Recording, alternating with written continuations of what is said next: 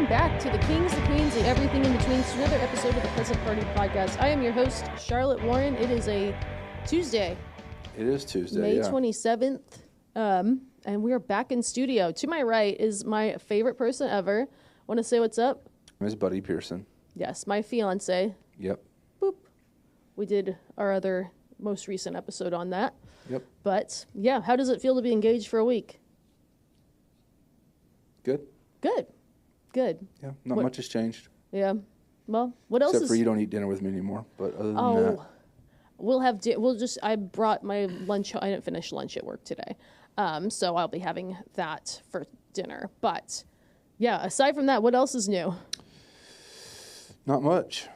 Any hot takes top of mind before we, dive into stuff? No, if we have time at the end, I have a fun idea. But we can wait till the end. Yeah, I think cool. We have better stuff to get to. Cool. Yeah. Well, we can do that, and I would guess that just based on what you're good at talking about, I would think it maybe aligns with what we're going to talk about today. Okay. What we're talking about today, it's a little bit of I don't know if we should call it like a book club episode, because that's not quite what it is. A book review. A book review and a discussion. Yeah. Because I think it's relevant. But friend of the podcast, Maria Avgititis, the Matchmaker Maria, has written a book, and it is fantastic so far. I was very lucky where she sent me a copy. I had to dive in right away just because she is, no bullshit. She is fun.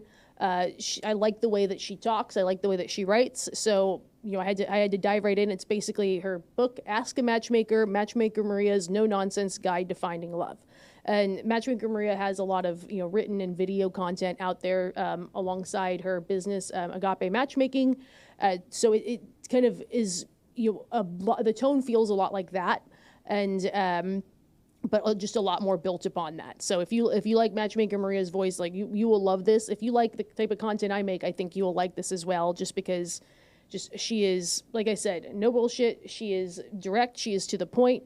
She is very, very experienced. And yeah, she knows her shit. That's kind of how I would overview it. I had the pleasure of being a guest on her podcast before. I even started making dating content of any kind. I discovered Matchmaker Maria through listening to the U Up podcast with Jared Freed and Jordana Abraham. And I loved her as a guest. I started following her podcast. And when she followed me back on TikTok, I was starstruck. I still get starstruck when she reaches out to me. So yeah, I'm super excited to discuss Matchmaker Maria's book. And I think she's stitched some of your takes, or you've stitched some of hers, because I think you guys agree on a very, very big point, which is you are very pro coffee date.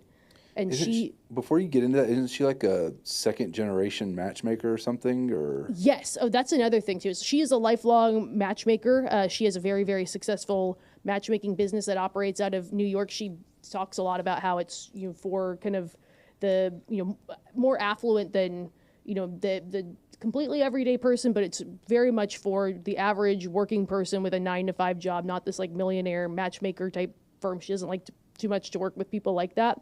But yeah, she is Greek. She talks a lot about her heritage in her book. And I know she comes from a family of matchmakers. Yeah. That came long before her. And that's a really cool theme that I think she has in her book and in her content as well, is just, kind of the uppityness of a lot of modern dating advice that comes from TikTok, like a high value, whatever dating and stuff like that, where, people having these hot takes of if he lives with his parents, you better not talk to him or something like that. And she's the one who jumps in and says, hey, in places like Greece or in India, that's just multi-generational housing. There's some nuance here. So she's very anti stuck up stuff. And that's why I love her. Yeah. I mean, and you were saying that about coffee dates, but coffee dates make the most sense the bigger the city you live in. Yep. If you're in an on-the-go city like she is, coffee dates make the most sense because there's coffee shops everywhere. A lot of them are really nice. They all have maybe their own little personality, you would say. So the coffee shop that somebody takes you to might tell you about that person, or might open your eyes to a different coffee shop you haven't been to. And everyone's always on the go. Everything's expensive. So something that's a little bit lighter on the pocketbook, doesn't take as much of your schedule out of the day, and you can just grab and go on the go. Exactly. And that is exactly that's exactly what Maria says, acknowledging that a lot of, for a busy person, it's a great date. And also to kind of make sure that people don't see the inverse as being true. So something she points out is that, it's not the coffee date that's low effort. Like, it's the guy who picks the restaurant that's below his apartment building that's like 10 steps away.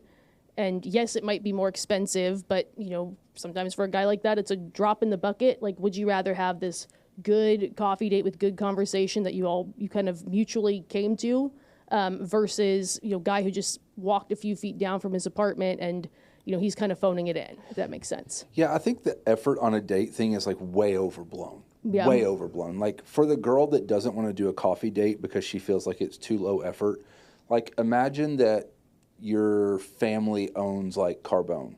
Mm-hmm. And so he takes you to Carbone on the first date, but maybe he has like a standing reservation every Friday night at 7:30 because he's on a different date every Friday night at 7:30. And at first you meet this guy and you're like, oh my gosh, he's taking me to Carbone. That's like one of the hardest, reservations to get. He's taking me there on our first date, and you go there and everybody knows him and you have such a great time and it's such a nice restaurant and it's so expensive and you're like, oh my gosh, I'm so sick of these other guys that are so low effort. And then you date him for a year and you realize like, oh, that was his 300th date, Friday night at 7:30. He literally doesn't even have to call. He just booked it. Like, the appearance of or the perception of effort, I think, is so silly because even though he did nothing, you would still think that's a high effort, high quality date, when in reality you are just another girl on the list that had the spicy rigatoni or whatever it is. Exactly. And that's also why I don't like the if he wanted to, he would cliche, because I don't think the inverse is true. It makes a lot of assumptions about, he spent X amount on me or he did all these things. Like, by all accounts, he should want to be in a relationship. He's hinted at it, but, what do you mean? And it's like, that's why I don't like the saying, because it's like it comes to a lot of conclusions about the intentions behind actions. Every action that, everyone has a different idea or, of how important an action is to them or a behavior, and that's not equal for everybody. But I don't know, that's my thought there. Do you think that social media has made the effort conversation more popular? Because do you think that's what it is? I think keeping up with the Joneses, like you see with pretty much any aspect of life, has crept its way into dating. Like, you go into TikTok and you see someone doing a date recap, or they show you like, here's a average night with my boyfriend. And it's like, wait a second, look at these, rich influencers who, lo and behold, like, of course they're making like money off of this or living in these big fancy cities. Like, oh, is this normal? Is this what I should be asking for? And then, of course, there's some that come on there, like on their high horse, where it's like, I love my boyfriend, never settle. Like, here's what he did for me. And then, average, Judy in Minneapolis, or in small town Judy, is like, oh, I should expect this, because you just see these different, like, it's all relative, I guess. Quick sidebar on that. That's why I love that couple that I send you their TikToks. I think her name is Julesy. Yeah. Because every month they do a breakdown of what they spent on food and what they made off the videos. It's pretty cool to see. So shout out to Julesy and her boyfriend, husband. I don't remember which it is, but yeah. I think it's cool. They'll be like, we spent $400 on this dinner and made $9, or we spent $50 on this dinner and made $1,200, whatever it is. I think those are cool just to see. But yeah, I agree. I think it's like, I have this like idea for a video concept. I think a lot of times like women make videos because women are usually the ones that complain about dating on the internet, not men. Yeah, if a man showed up and did it, it wouldn't, nobody cares. Yeah. So we just don't, whatever. Anyway, if you just remove the word man or woman, or you remove like the person's race or their gender from a lot of conversations, what you get is that people do these things. Like, it doesn't mean all men don't do these things, all women don't do these things, all whatever people. It's like, we get so like team oriented that we want to put people into boxes, and I hate it. Like, there was a woman today who I'm going to stitch probably tomorrow, and her video said like, men, if you want a dating tip from a woman on the internet, if you like a girl, make sure it's so obvious that she knows that you like her. Well, that should be the case for everybody. That's not advice for men. That's advice for everybody. Because women also complain that men are bad at reading cues. So if a guy is bad at reading cues and you don't like him, but he likes you and he makes it very obvious that he likes you, he's going to get called creepy. Yeah. And if you are moderately interested in him and he's very interested in you, that's going to be called love bombing. Like, all these things are put on the internet to make men like weary of approaching women and stuff like that. So like women should take that creator should take that same advice for herself. If you like a guy, make it so incredibly obvious that he feels comfortable making it obvious that he likes you back. Yeah. Because like, regardless of what you think, like the predatory nature of male and female interactions are always going to be there. So like there's always that thought that a girl has that like, he's coming on a little strong, I should keep this man at a distance, makes me feel weird, makes me feel creepy. But if you let him know that you feel a certain way, then he feels, so he doesn't, I should have said, he doesn't go after you because he's afraid that you're feeling this way, which guys are aware of that. I don't know. I think everybody should do that. I agree, and I think and Maria highlighted this in her book and some of the other interviews that she's been on as she's kind of done her podcast tour. But just I think the modern landscape that involves online dating and being kind of connected to or being able to have the opportunity to connect with people that aren't necessarily in your immediate social circle or your neighborhood and whatnot, that's kind of changed from this sort of, you know, back in the 80s or whenever before that, where people could kind of play coy or, you know, I'll be subtle or like those sort of like little things where you had less options, like there were less, you know, kind of people in the ether or, you know, less choice or illusion of choice. And I think now when you have these options, you kind of have to be more direct. Yeah, if there's a lot less options, you can kind of slow roll things a little bit more. You can start with, you know, a flower or a small like token of your appreciation, not even ask them out. But like these days, you have to like jump on it now or else tomorrow she might have had 10 hinge matches since you saw her yesterday at 5 p.m. She's matched with 10 guys and has 3 dates set up, you know. Like you need to act a lot more quickly in today's atmosphere and be more intentional with your actions as well. And just be more direct. And I think a lot of it comes from just, you know, we have our phones, we have every other app on our phone. Like I feel like everyone kind of in the millennial generation, instead, you know, back in the day, you would walk by a new restaurant or a restaurant, that looks cool, I kind of want to try it. Nowadays, it's like, well, what's on the menu? Like you want to know that when you go in there, you're not going to have a bad time. And like it sort of seems like the way we operate, and maybe this isn't a good thing. It's less of, you know, this is up to chance, or, you know, let's have some mystery. But because it's everyone wants the guarantee of having a good time. They want their questions answered before they walk in the door. I think, you know, being more direct ahead of dates or after a date or between dates, I think that's just kind of how people like to communicate in this landscape versus, you know, in the 80s, you have less options. You could be more coy or, oh, you know, we're just going to stop into the floral shop and pick up a bouquet versus I got to order it online and make sure the exact thing I want is available, like that sort of thing. Yeah, I also think that, like, that goes to effort, too. Like, it used to just be okay to grab somebody flowers wherever, and they were just thankful to have flowers. Now it's like, don't give me flowers that are not cut and in a vase. Don't give me flowers that are wrapped in plastic. I don't want flowers from a grocery store. Like that, you know what I mean? Like, yeah. The dating game has changed so much with, like, it's just such a snobby game these days. It is. And I think people want to apply old school rules to it when it's convenient for them, and then they want to apply new school rules to them when that's also convenient for them. Everyone wants to just have their cake and eat it, It's like old school rules with new school expectations, maybe, is a good way to put it. Like, they want like a traditional role. They want to be pursued, but they don't want it. They want like an unbelievably high level of expectation to be met. I don't know. Exactly. No, I think... Yeah, that's an interesting thought. Yeah. And, yeah, I think Maria talks quite a bit about that. A lot, yeah, just that's, I think, a big recurring theme throughout her book. And I wanted to actually run some of her takes by you and see how much you agreed. Okay. So some of the things that she'll answer as chapters, one of the chapters, I think my picker is broken. How do I fix it? What is the 12-date rule? Maria's rule is the signature 12-date rule, and I'll bring that to you in a second. What's my relationship roadmap? And then she'll have, just kind of those quick hit questions that are answered throughout the book. Things like, how do I know the difference between anxiety and butterflies? How do I find the one? Why do they say they want a second date but then disappear? You'll see quite a bit of that, throughout Maria's book. I actually want to go through the 12-date rule. I want to see what you think of it. Maria's been talking about the 12-date rule since as long as I've been listening to her.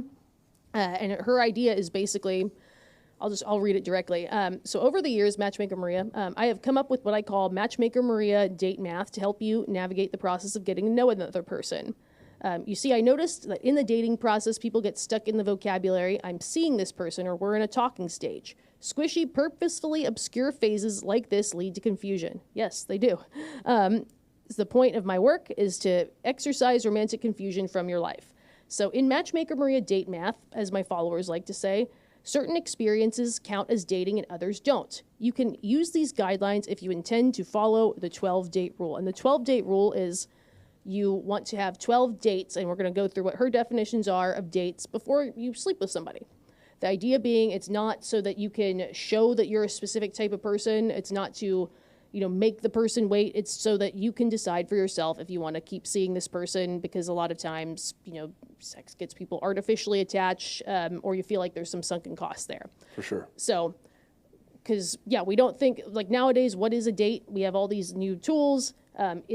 Do dates begin and end with, this, we are going to a restaurant, we're going to get drinks. Like, what about these sort of hangouts and FaceTimes and all that happen in between? We were long distance, for example. We didn't have real dates, but we talked a lot on the phone. What counts? What counts as a date? Okay. Date can be an in-person experience over the phone or video chat, but it must last at least 20 minutes, can go long as 3 hours. You can have a maximum of 2 dates, quote unquote, in a day, but even if you have a marathon 8-hour date that includes brunch or a live show, that's still just 2 dates. That's so you don't get ahead of yourself. You should try to go on 12 dates before getting intimate. More on that in a bit. 3 of those 12 dates should be in person. And also, texting isn't dating. Sexting doesn't count. Same goes for audio messages and voice texts. And another reason she highlights that is because people get really hung up on texting. The idea being that, you That's can just text. communication. Yeah, you That's can not a date. text as many people as you want at any given time. Right. People, will say oh, but the texts are so long. They look at the stories, all of that. What are your thoughts? Is that too stringent? Do you think that I is actually think reasonable? it's too loose. Really? I would actually probably be more strict. I would say that half of your dates should be in person. Okay. So if there's 12, I would say 6 should be in person. Mm-hmm. And I would say that a day is a date. Okay. But I'm also, I've said this multiple times on the internet, I think women should be much more cautious about who they are intimate with. Mm-hmm. And I think that a lot of times they're not. And that's not to say that, women are, too promiscuous. You can do whatever you want with your body. But you see these people online that are like there's a trend on TikTok, I don't ever want to get undressed for another man ever again or whatever like that. I can only imagine what that feels like after being burned so many times, but you would be burned far less if you played with fire far less. True. And sleeping with someone shouldn't determine whether or not they like you or want to date you. So if you holding out because you're trying to adhere to something like this and they are pushy, mm-hmm. move on. That's not the person. No matter what your boundary is, especially when it comes to being intimate with someone, if you don't want to do it and the other person is pushing you for it, you should move on. Yeah. That shows you what they're actually there for. Mm-hmm. So yeah, I think that's a great rule. I would, like I said, I would probably even be more strict, but I think that is a good middle ground for where a lot of people are with their dating. Hers is probably a lot more reasonable and applicable to real life than mine would be. Yeah, and I think it's designed for people that maybe feel like they are too quick to jump in bed with people. Yeah. And it's here's some things that make it feel less it has to be 12 dates or what does this count as what does a call count for versus a video chat, all of that. Yeah, and if you're questioning whether or not something's a date, say no and add another one to the list. Yeah. Like if you feel like a call was just like they weren't there, weren't paying attention to you, whatever, like a video call, if you want to call that a date, which, I can understand how it could be because we've had those in a long distance relationship. But like if you don't feel like it met your standard or made you feel good about it, it didn't feel like a date, don't count it. Yeah. Wait. Yeah. No, I agree. There's literally nothing negative that comes from waiting. Nothing. Yeah. I can't think of a single downside to waiting. Unless you're really horny. But There's still no downside. That's true. That is true. That's true. Other things Maria says, and I just put them in my notes because I don't want to go looking for them. So Maria met her husband via long-distance relationship. She was introduced by a friend, and so she has, her take is, don't turn down friends who want to set you up. That was how she met her husband, but 100% also... agree. Yep, and then don't agree to long-distance relationships you can't afford. Something that I think people are seeing a lot of nowadays is, and especially just because as people are meeting people from a distance, sometimes you can set your app radiuses to whatever. You can meet people on TikTok. You see a lot of people, like, I don't know, you go to a wedding of an old college friend and everyone's flying in from all parts of the country and you reconnect with somebody and you're in different cities, and you want to pick something back up. Like that kind of thing happens all the time. Is there a cost barrier to a long-distance relationship? Of course. Yeah. Yeah. Yeah. Any takes on long-distance relationship beyond there? No, I mean, I think she's right. Like, don't agree to something that you can't sustain. Mm-hmm. Don't agree to something that you want to be in long-term, but you can only afford in the short term. Yeah. Because then you're going to find yourself in a pinch when you're only liking this person more, you're only growing closer to them. Mm-hmm. And then financially it becomes a struggle. And then once financially it's a struggle, that's going to put a strain on everything else. Mm-hmm. So make life decisions around it that allow you to afford it, or don't do it if you can't. True. Yeah, that's fair. And then, another one, don't make major life decisions with someone that you've only known for 3 months. That's fair. Yeah. I mean, I would say a year. Yeah. You shouldn't, right around the year mark, and that maybe 10 months to 14 months should be where you're thinking about something that's, life-changing, meaning marriage. Or, kids, moving, leaving a job. Yeah, I agree with that. No more than 3 months of dating to determine if you want to be in a relationship with someone. Yeah, 100%. Mm-hmm. Yeah. I mean, even if you only went on one date a week, you're looking at 12 dates. There's your 12-date rule, yeah. If you went on one date every Friday with somebody for 3 months, you've been out with them 12 times. Yeah. If you were buying a car and you had to test drive it 12 times to know you wanted to buy it, you probably don't want to buy it. That's true. That's true. Now, obviously, you shouldn't, make that decision right away either, but, at some point, it's what are we doing? Yeah. Is this the thing or not? Also, the longer anything after that, someone doesn't want to commit. Mm-hmm. For whatever reason. Someone doesn't want to commit. Yeah. Yeah, there's some sort of hang up, even if they have not acknowledged it aloud or it's only a subconscious thing. They may not even know what it is. Yeah. Because sometimes it's I've never, anytime I've seen someone where it's they've been kind of dating, hanging out with someone for a while, and it's just on and it's never this off again thing because they're still hanging out. They never stop or have any conversations about it, but it just keeps going. It's no, it doesn't seem like anyone's intentionally oh, I'm keeping this going. It's just that their interest isn't strong enough to ask or let go or, that sort of thing. Yeah. I wish I could ask Matchmaker Maria a question. Well, I hope we can get her on the podcast when she's in town on her book tour. Here, let me find it. You want to know what my question is? What is your question? If someone's dating, say they're dating for 3 months, and then they take a break for 3 months, and they decide to get back together, I think it's weird how people will be like, oh, we've been dating for 6 months.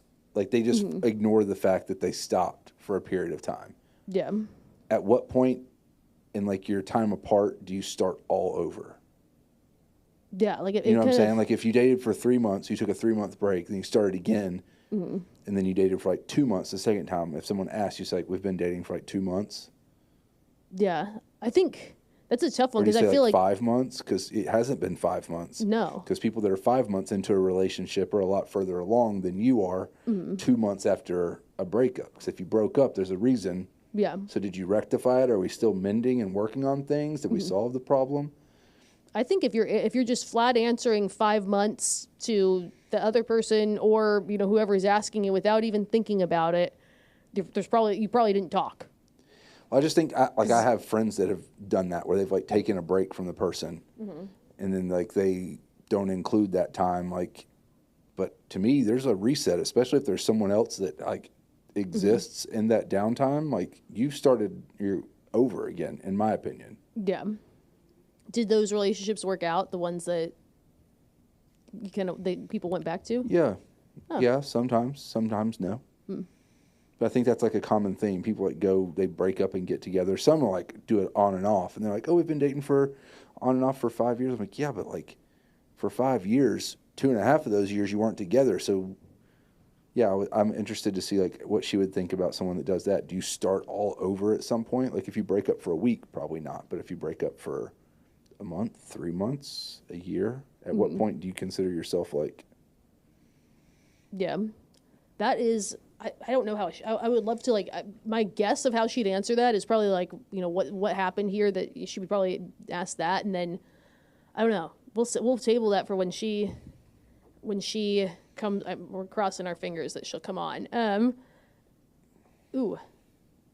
Actually, I'll tell you this and I'll tell you what she responds. Okay, guy puts, "I want someone to call me out on my bullshit" on his dating profile. Is that a red flag? Why would a guy put that on their profile? Maybe they just want someone that's going to like help them to become a better person. But maybe they also like know that they're imperfect and don't want someone that just like, maybe they're looking for someone to help, I don't know, make them a better person. That sounds like a really weird thing to put in a dating profile. But, Yeah. I would say no. I don't know. I think it's different for everybody. It depends on who you are as a girl too. But I don't know. What'd you say? Yeah.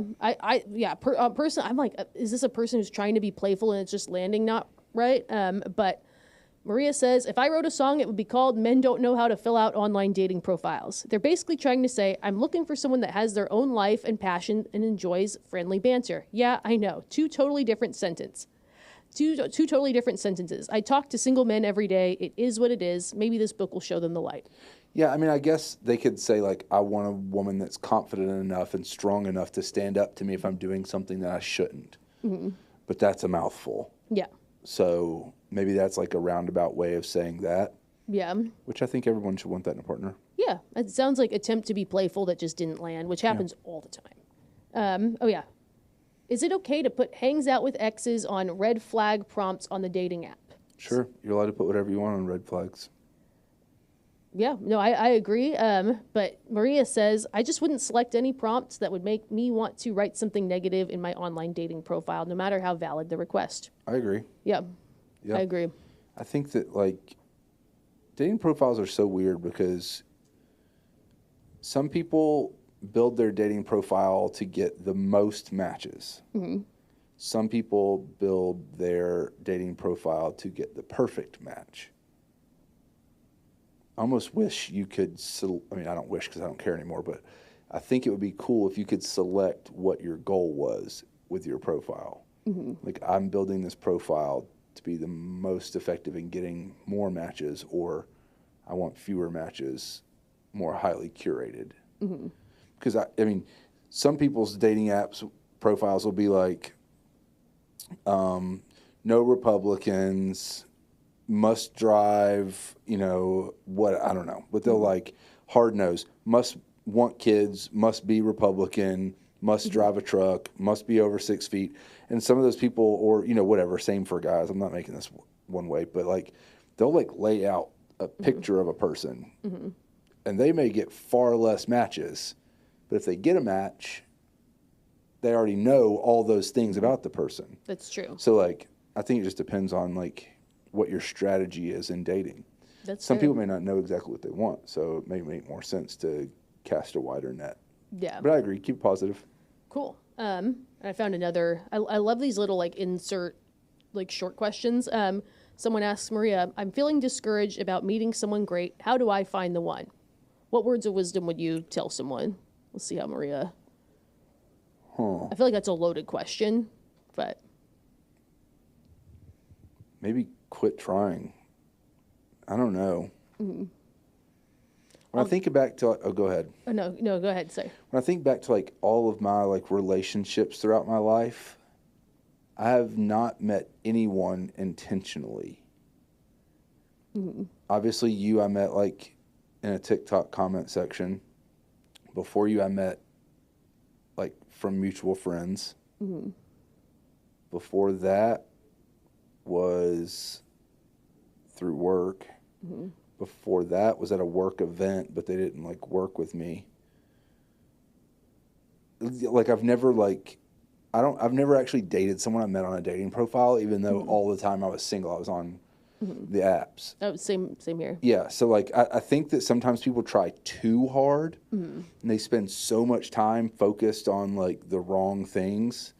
Like she said earlier, like let your friends try to set you up and go outside, touch grass, as people say, but like go places where the people that you would want to date would be. Like if you want a guy that works out, get a gym membership at a nice gym if you want someone that's got the money for a nicer gym, or, you know, at a power building gym if you want a power builder, or whatever the case is. Go to a CrossFit gym if you want somebody that does CrossFit. Like I think changing your strategy is probably if whatever you're doing is not working, then change the strategy, I think is what I would say. Yeah. And that's a big marketing focus is, I said this as a career marketer, is knowing your audience and make sure that your message is resonating with your audience. Like sometimes you got a good product, but you're putting it in front of the wrong audience, or you're putting it in a channel that doesn't land in front of that audience. Right. You know, there's some products that, you know, social media is how they have made all of their sales. There are some who have, you know, done the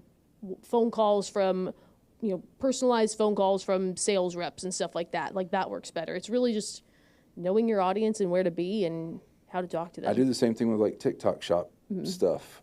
I don't request anything that I don't actually like want to own. Yeah. So like whether it's that AI device or this watch, or I'll probably have something else. Anyway, whatever it is that I want to actually want it, because if I want it and like it, the people that follow me know what I like and, you know, whatever. So if I'm giving them ads for it, then it makes more sense that it's going to land more often. Exactly. And TikTok shop is, that's a marketing channel for sure. And Maria's response to someone who's feeling discouraged finding the one, she says, I fundamentally believe there is a lid for every pot, but ask yourself if you are in the right kitchen to find your match. Are you the female pot in a kitchen of exclusivity pots? Can you go to a whiskey tasting or join a cornhole league where there might be a few lids? Or are you a male lid who spends more time talking with other lids about podcasts than making pot friends? If I were still single today, I would say get season tickets to my local sports team. And when I say local, I don't mean something splashy like an NFL squad. I'm talking your minor league baseball team hitting foul balls in your backyard. You'll see the same people regularly and eventually get to know them. Maybe they'll have a single friend who's perfect for you. Yeah, I think that's great. Yeah. Yeah. I agree. Yeah, I mean, like I had a friend for a long time that I worked with, and we worked with a lot of gay men, and she was single, and so she hung out with a lot of gay guys. There's nothing wrong with having like gay best friends, but she was always with the group of gay guys. So she always went to gay bars. She always went to parties that were all gay guys and stuff like that. And she would get frustrated that she was single, and like eventually I had to be like, you are quite literally like fishing in the wrong pond. Yes, literally. Like all of the people that you are around don't even see you. Yeah. Like there's not a chance that your lure works in this pond whatsoever. Yeah. And she had some life changes and ended up meeting a seemingly great guy. I don't really speak to her anymore, but I think she's married with like multiple kids now. Hell yeah. But sometimes it just, like she said, like, yeah, are you in the right place? Yeah. That's a huge thing. Like sometimes when, and I feel like I see this whenever I'm on like TikTok and people are like, oh, why am I still single? And it tends to be like, guys with traditionally male interests in a very male dominated field where it's like, how many women are you bumping into? Same goes for women where it's like they love Taylor Swift. They are a elementary school teacher. They love going to the wine bar with their friends. It's like, how many straight men are you bumping into? How many straight women are you bumping into? Just based on the lifestyle you've chosen to live versus, like, I hate how the label pick me or like in-law, not like other girls gets like thrown around, but like, sometimes it's like you see the female sports fans or like, people that kind of have these interests that cross genders. It's like, it seems like they found their partner relatively quickly because they were they were around people that fit the bill of what they were looking for. Yeah, but you also need to do things that you genuinely enjoy as well. You don't need to only go somewhere to find people. Exactly. Like if I don't ever want to do Pilates, I'm not going to try to meet a girl at Pilates. Fair. Because then you just look like a creep, and then when they're like, oh, well, how come you're at Pilates class? Like, oh, I'm actually just shopping for a girlfriend. Yeah, that would be like, weird. It's going to get you some looks at Pilates. So I think that you should find things that you like to do where there will be people. Yeah. Even if it's making new friends, that opens you up to new friend groups that might open you up to more suggestions as, like I said, as the net gets wider and wider. Exactly. Or just like, I always say like pick an adjacent interest that is like something close to what you like to do that hits a wider audience or that is, has a more broad or inclusive audience or something like that. Like, if you're a really good tennis player, like, pickleball, like you will like pickleball, and so do a whole bunch of other people who are not as good at tennis as you. I'll jump into a question that I have around coffee dates, because I know you are the coffee date expert. Mailbag. How do I shake the idea that coffee dates are a lesser date than drinks or dinner? 25 females, single, using apps to date, and have also made some IRL connections as well. I've had a variety of different first dates or date ideas brought to me that are generally a mix of drinks or coffee. My preference is drinks, but I'm a coffee drinker. I don't mind that type of date when it's ideal for my date schedule. I work 9 to 5, Monday to Friday, so drinks do work best, but I know that's not the case for everyone. I work in the middle of the city, so I'm happy to use my lunch hour for dates for the right guy. However, I can't help but be skeptical about guys who ask for coffee dates who share they have similar work schedules to mine and haven't otherwise shared that they don't drink or don't want to drink. Not because I think coffee is low effort or a bad date, but because it feels like I'm being put into some sort of tier 2 girl bucket. I've heard a few guys, mostly ones I work with, share that they choose coffee dates because they are going on a lot of dates. They'll offer a coffee date because their evenings for drink dates are booked up already. Some have also hinted that they use coffee dates for girls that they're on the fence about or who they might not find as attractive, but for girls they find super attractive, they'll go right to drinks. Am I wrong with this? And if is there truth to this idea, how do I shake it if not? It's a personal problem, first of all. Okay. Because she says that she doesn't mind using her lunch date for the right guy or the right kind of guy. Mm-hmm. But she gets upset when a guy categorizes the girls he's dating, even though she just did that with guys. I mean... So she's saying that she's okay with using her lunch break or coffee dates for the right guy. He might say, I'm okay with going to dinner for the right girl. That's true. I mean... any girl that doesn't want to do a coffee date, it's a personal problem. Okay. Hard stop right there. Mm-hmm. Figure out why. If you need a guy to take you to dinner to feel special, then you should wonder why you don't feel special. That's fair. I think a lot of it has to do with the fact that a lot of girls want to go into a date with their best foot forward. Mm-hmm. So they want to get their nails done. They want to do their hair, wear the nice outfit, get all done up to the max.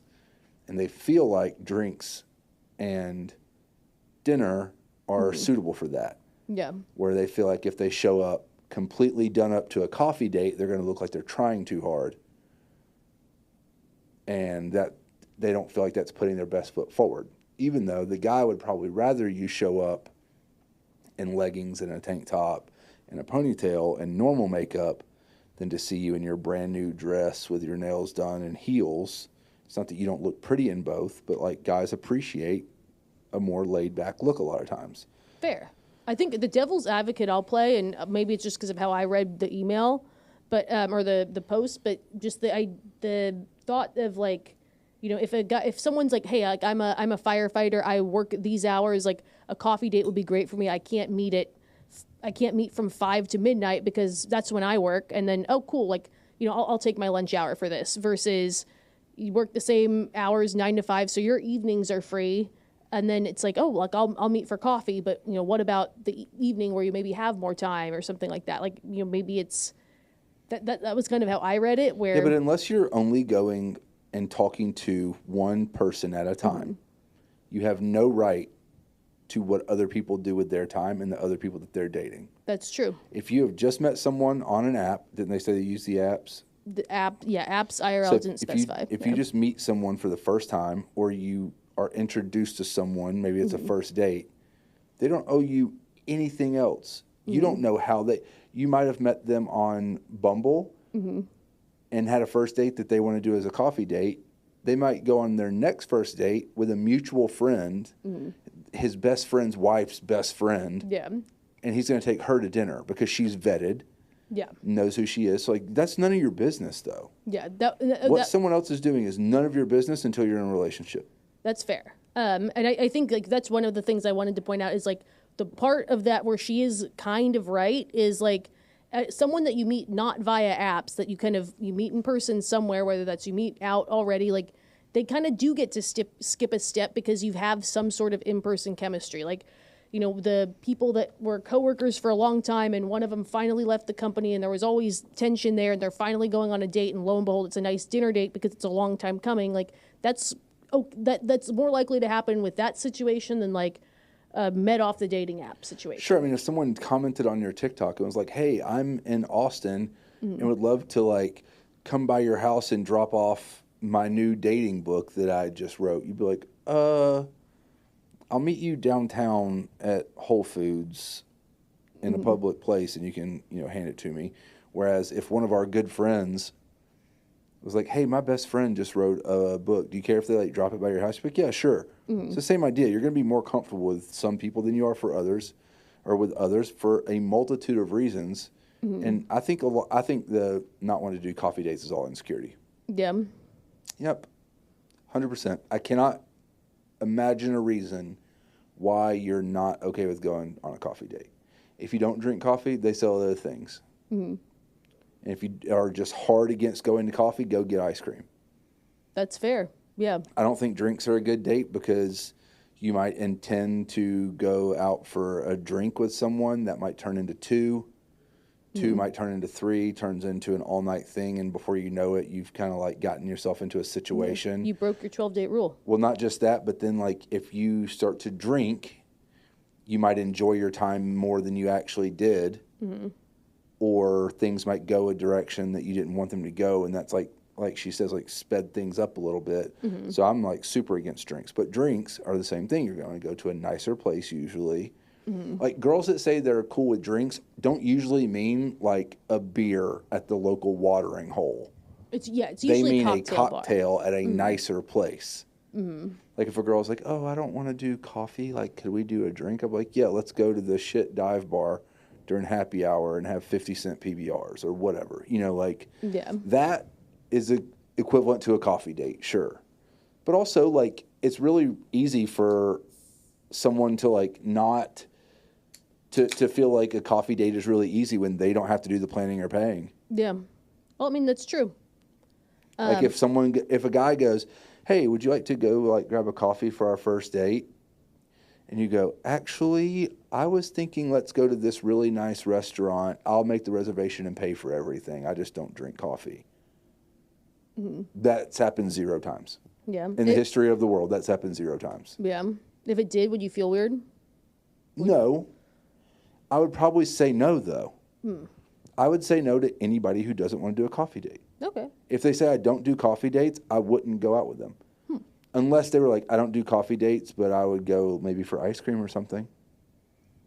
Yeah. Maybe they don't like the smell of coffee or whatever the case is. But if they're like, coffee dates are beneath me, if that was like the vibe they're putting out, I wouldn't go on a date with that person. Yeah. No, that's fair. I just think like when you see all the people that do that say that they won't do coffee dates, it's always that they're like too good for it. Yeah. Always. Yeah. And I think that that's someone you want to avoid at all costs. Fair. No, I agree. Yeah, I think.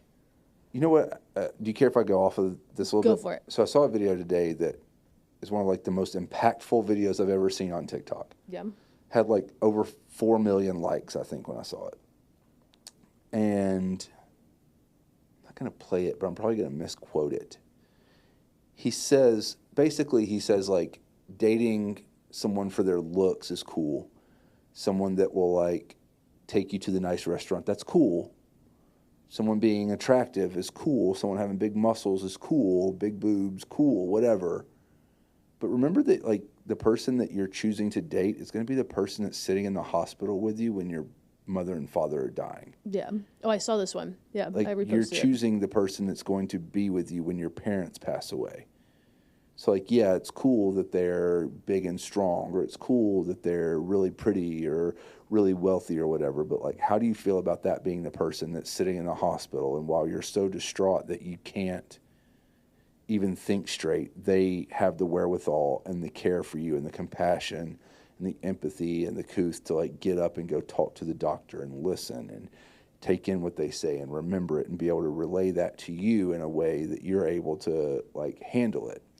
Like, it's really easy to get caught up in the dating of like right now. I want someone that's going to take me to a nice dinner. I want someone who's hot. I want someone who's fun. I want someone who wants to go to the club and blah, blah, blah, whatever the thing is. But how does that person age with you? Like, is that the same person that you want at the end of your life? Like, this is the person that's going to be with you when it takes you 10 minutes to get out of bed in the morning. This is the person that, you know, when you get diagnosed with cancer, when you lose your job, when you, whatever the thing is, like, do you feel the same way about that person at what is the lowest points of your life? Like, date for that. Yeah. That's why I'm marrying you. But isn't that like a really impactful way to think about it? Like, who cares who you're going to have fun with at the Co-Wetzel concert? I could have fun with anybody there. But when you're thinking about the people that are going to be there for you when you don't want to even be there, that's the person that you want to date. And like, I know that's really deep for like first dates, but like, you should think about those things when you're dating someone. Like, is this someone that I want to spend, if you're 30, the next 60 years with? Like, is this someone that I can handle when they're, you know, whatever? Like, I think that's really important. That's why I have so few friends. Like, I've made my circle so small because the people that are in my circle have made the bar so high that you're not getting in. I'm sorry, like, my circle is small, but my friends are the greatest guys in the entire world and would do anything for me. And unless you're willing to be at that level, I don't need you. I think you should think about the same thing when you're dating someone. Hell yeah. I think it's really important that's, I think if more people, especially like women, if I think of not just women, but like, you know, guys date for looks all the time. Guys go with like the 5'10" Victoria's Secret model with, you know, the body that's out of a magazine and all this, and she has nothing between the ears. Like, if you're dating her because she's hot, that's cool. But that's going to wear off one day. You know, if you're dating a guy just because he has money, would you date the same guy if he lost his job? And a lot of times people that have a lot of money, they've done a lot of risky things to get it, and it can go away very quickly. Yeah, I mean, like, situations change. Like, if everything went south, would you be okay with starting over with this person? Yeah. And I know that sounds like a lot to think about early in dating, but early in dating goes into a relationship, which turns into the rest of your life really quickly. Yeah. The person you date becomes the person you enter a relationship with.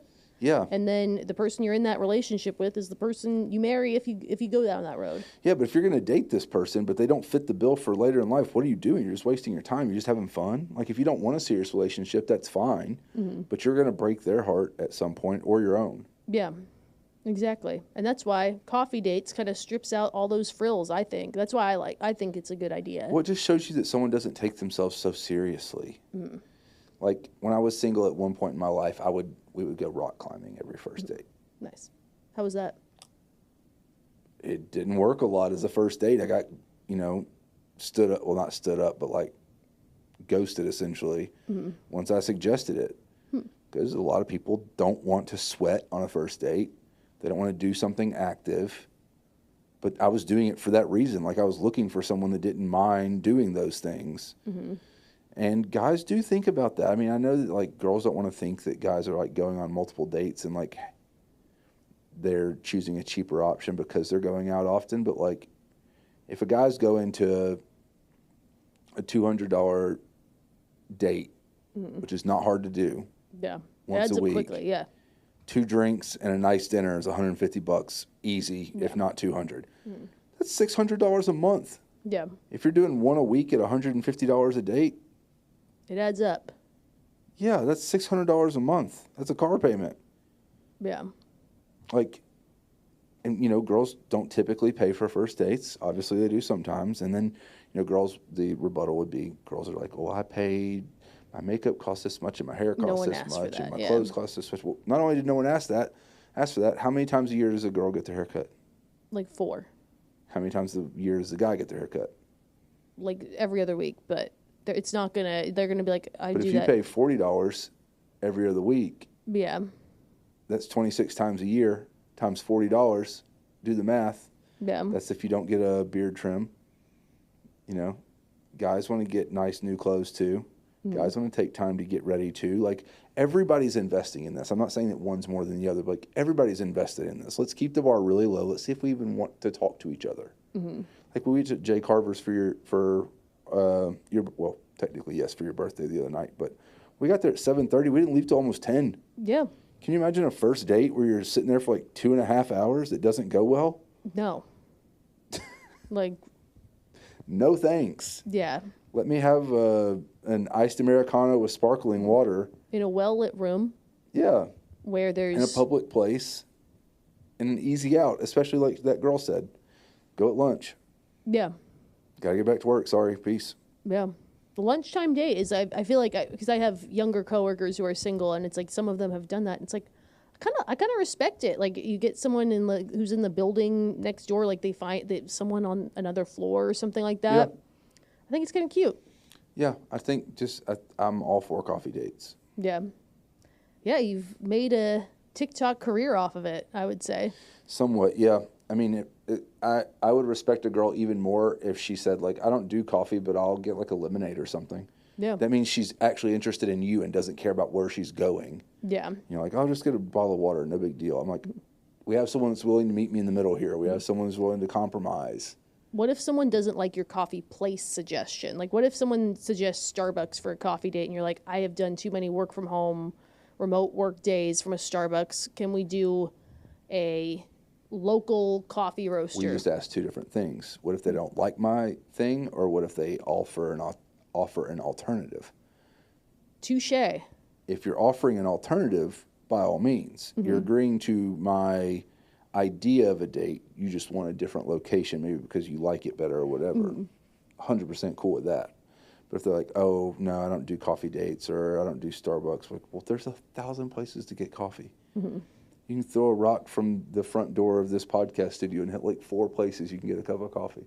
Accurate. So, like, pop on Google. Yeah, nobody's married to a coffee joint. Exactly. No, I agree. Yeah. Well, this has been a fun episode. I think so. Yeah. Thank you for reviewing Matchmaker Maria's book with me. I'm making sure it's in the view. It's like, it's no bullshit. She's not afraid to call people out and tell them that they're being a snob or they're being silly. And then she's also not afraid to tell you when you're getting fucked. I cannot endorse her enough. I need to finish the book. You can see like where my fold is and how far I've gotten. But I love her. I love her book. It is written in her voice. If you like her voice, which is just fun, you will love this book. And yeah, I wanted to make sure we did an episode, and I think that you should buy it. And I think that she deserves to be on the bestseller list because I think she's a hell of a lot better than a lot of books on that list. I mean, people, this book is $20.